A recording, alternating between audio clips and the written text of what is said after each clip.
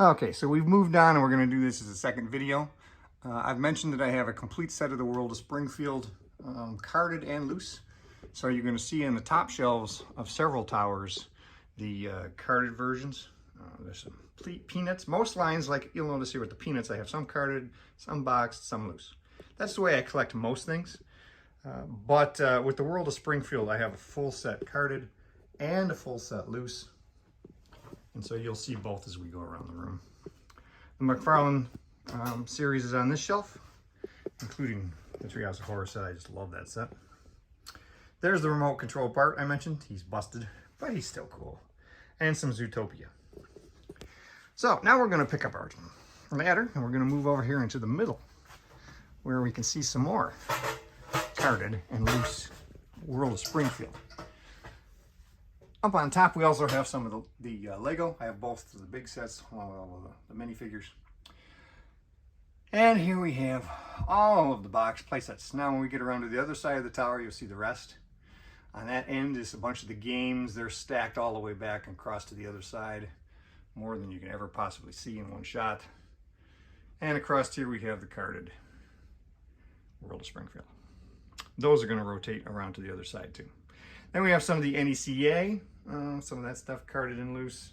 And on this shelf, you'll see they're all kind of mixed together. So you get World of Springfield stuff with NECA stuff, all mixed in with different play sets.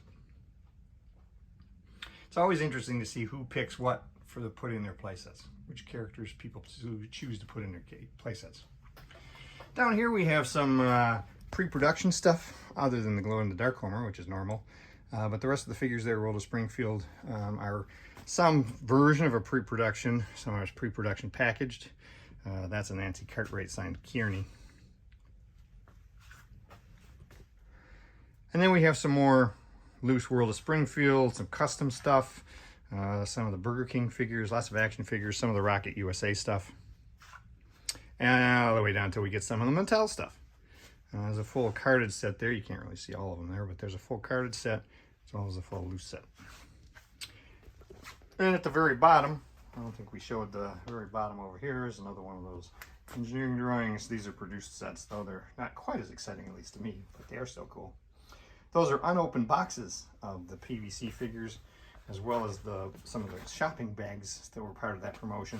And then these two are one of the ways that they came packaged in the clear plastic. All right, so let's move down here to the last on this side of the Springfield stuff, as well as some other cartoon stuff. Here we have more World of Springfield. Lots of games up on this shelf. This is the one where I said the games go way back over that way. Some more of the World of Springfield, especially the boxed mail-aways. Here we have various games, other weird collectibles, like the Marge there is a dog toy. The idea is you put a water bottle in her hair and a dog can chew on it and it gets all crinkly noises, which move into this end of the World of Springfield sets. And then there's just a whole another shelf of weird and unusual Simpsons items. I don't have the Surf's Up Bart plate. I'm looking for it. I will be looking for it for quite a while. And on the bottom shelf, there's room for some more other cartoon items, including some space for some SpongeBob and some more signage. Who Shot Mr. Burns and another one of the Burger King signs. I don't think I mentioned the shelf here. Somehow I skipped over it and went all the way to the floor. This is a Pixar shelf on the main tower. Particularly of interest to those 4 Gentle Giant statues. You won't see those very often. And it looks like my grandson was out here playing around with Up and Ringo. So I'm going to have to stand those guys back up. All right, so let's move around to the other side so we can finish off this tower. You can see where the rest of the Simpsons boxed items are. They're on the opposite side of that tower. So as you can imagine, that tower wraps around.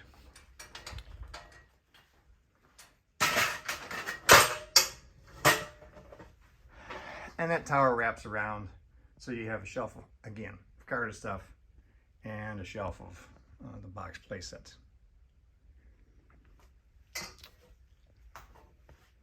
I consider this stuff part of the yellow section as well. And so you've got Venture Brothers, some of the 4-inch figures, and a complete set including the Comic-Con tin box sets of the 8-inch figures, King of the Hill, and the start of Family Guy. The carded stuff here, this is a good example of loose and carded collection. The carded stuff is all of the variants, while I have all of the regular figures loose on the next shelf, showing off the whole line.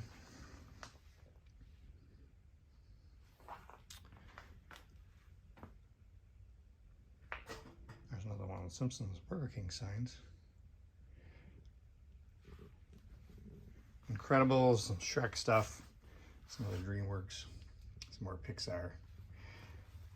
And then this last shelf, this is the back corner that you saw of the other shelf.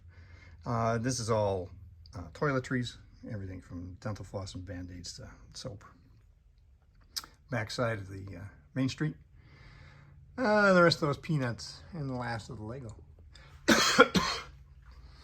So we got one more little corner to look at that I'm going to call yellow section, so we can be done with the yellow section. And that is where the game's wrapped around to this side of this corner. We'll get into the Muppets next. The Muppets are actually part, as far as I'm concerned, of the purple section, and I'm thinking about covering those next week. Thanks a lot.